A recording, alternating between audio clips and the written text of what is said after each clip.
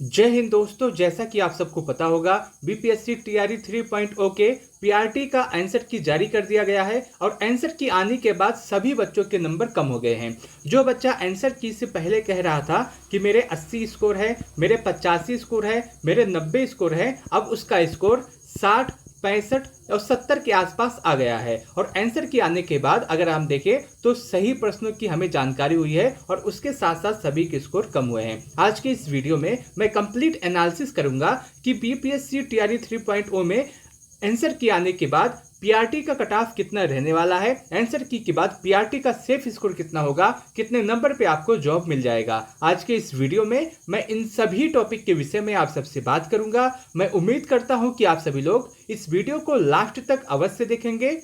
दोस्तों, यदि आपको यह वीडियो अच्छा लगे तो आप सभी लोग इस वीडियो को लाइक कर सकते हैं। अपने दोस्तों के साथ इस वीडियो को शेयर करना न भूलें। जैसा कि आप सबको पता होगा, इस बार पीआरटी के 28,026 पदों पे आपकी वैकेंसी आई थी, जिसके लिए 1,60,644 बच्चों ने आवेदन किया था और इस हिसाब से आपका पर सीट कंपटीशन सिर्फ और सिर्फ 5.73 का था। लेकिन ये आपका आवेदन करने वाले बच्चों की संख्या है, जो एग्जाम दिया था उनकी संख्या अगर हम जोड़े तो लगभग 72% बच्चे ऐसे थे जिन्होंने अपना एग्जाम दिया था और बाकी सभी बच्चों ने अपना एग्जाम स्किप किया था। और इस हिसाब से आपका कंपटीशन और भी कम हो जाता है। आपका जो ओवरऑल पेपर आया था ये मॉडरेट टू हार्ड आया था। पेपर बहुत ज्यादा इजी नहीं था। अगर आप देखिए आपके एग्जाम में 120 प्रश्न में से, क्योंकि आपके एग्जाम में 150 प्रश्न आता है, 30 प्रश्न आपका लैंग्वेज का होता है और 120% आपके प्रश्न आपके जीएस के होते हैं, जिससे आपका कट ऑफ बनता है। और इस 120 प्रश्न पे आप देखें तो 50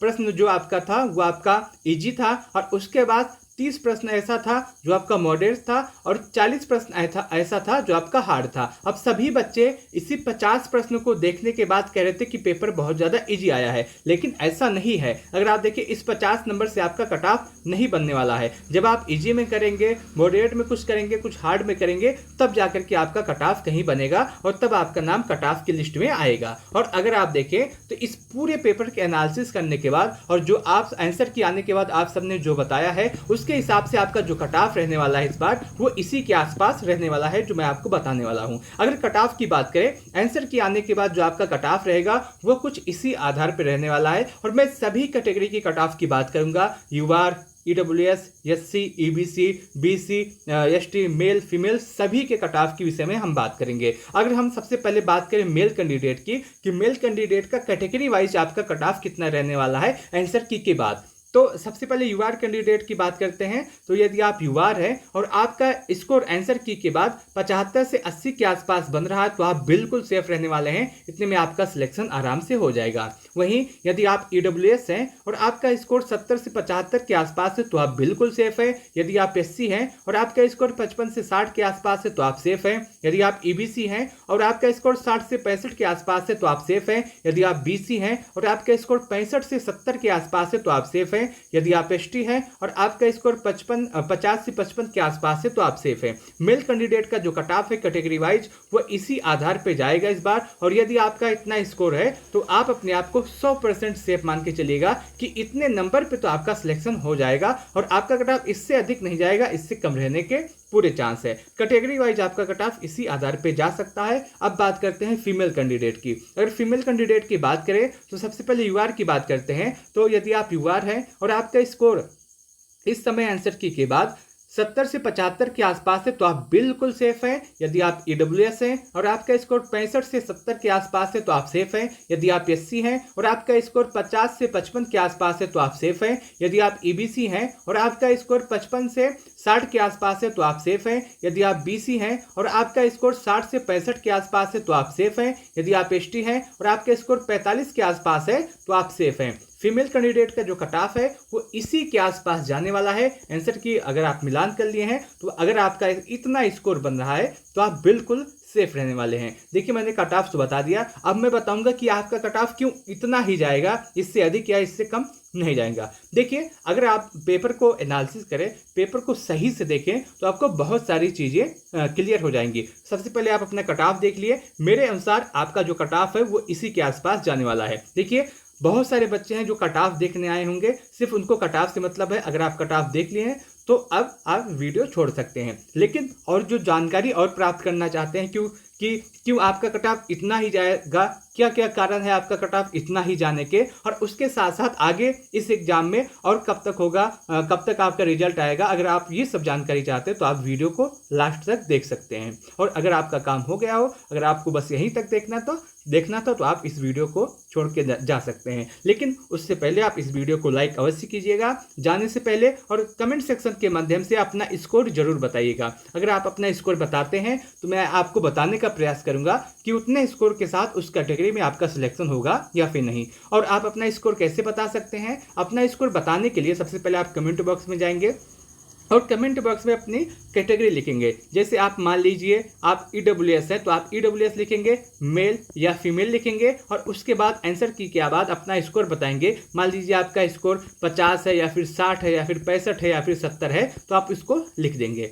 तो मैं आपको बताने का प्रयास करूंगा कि उतने स्कोर के साथ आपका सिलेक्शन होगा या फिर नहीं, और आपका जो कट ऑफ है वो इससे अधिक नहीं जाएगा, इसी के आसपास रहेगा। अब बात करते हैं कि आपका कट ऑफ क्यों इतना ही जाएगा।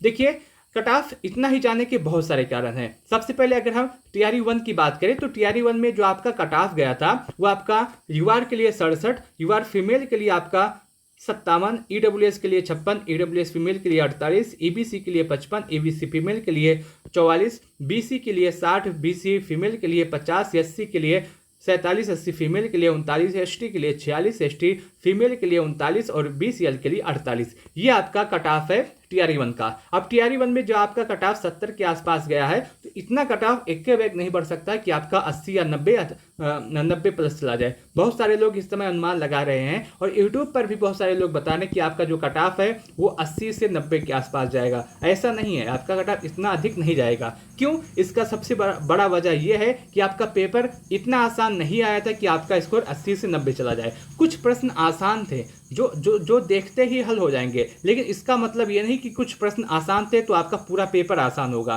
बिल्कुल नहीं। और पेपर का लेवल जो था वो ना ही बहुत ज़्यादा इजी था कि आप इसको आसानी से कर लें, और ना ही बहुत ज़्यादा हार्ड था कि आप इसको कर ही ना पाएँ। पेपर आपका मॉडरेट टू हार्ड था, बहुत ज़्यादा इजी नहीं था, ना ही बहुत ज़्यादा हार्ड था। और उसके हिसाब से अगर हम देखें तो आपका जो कट ऑफ है वो आपका 75 से 80 के आसपास बैठ रहा है। और इतना यदि आपका स्कोर है तो आप बिल्कुल इस समय निश्चित हो जाइए, आपका सिलेक्शन इतने नंबर पे अवश्य हो जाएगा। उसके साथ साथ अगर आप देखें तो इस बार बच्चों की संख्या भी कम थी, और जो बच्चे थे उसके साथ साथ अगर आप देखें जो बच्चे थे उन्होंने अच्छी से पढ़ाई करके अपना एग्जाम दिया है। इस बात में कोई भी गुंजाइश नहीं है। और यदि आपका स्कोर अच्छा नहीं हो पा रहा है, बिल्कुल आप परेशान न होइए, बहुत ही जल्द TRE 4 आने वाला है और उसमें पदों की संख्या भी थोड़ी सी बढ़ेगी, पदों की संख्या भी इंक्रीज होगी, तो आप उसमें थोड़ा सा मेहनत करके आप सिलेक्शन ले सकते हैं। अगर आपका सिलेक्शन मान लीजिए 1 नंबर से या 2 नंबर से या 3 नंबर से कम नहीं हो पा रहा है तो आप बिल्कुल परेशान न होइए, आप TRE 4 में अच्छे से मेहनत करके अपना सिलेक्शन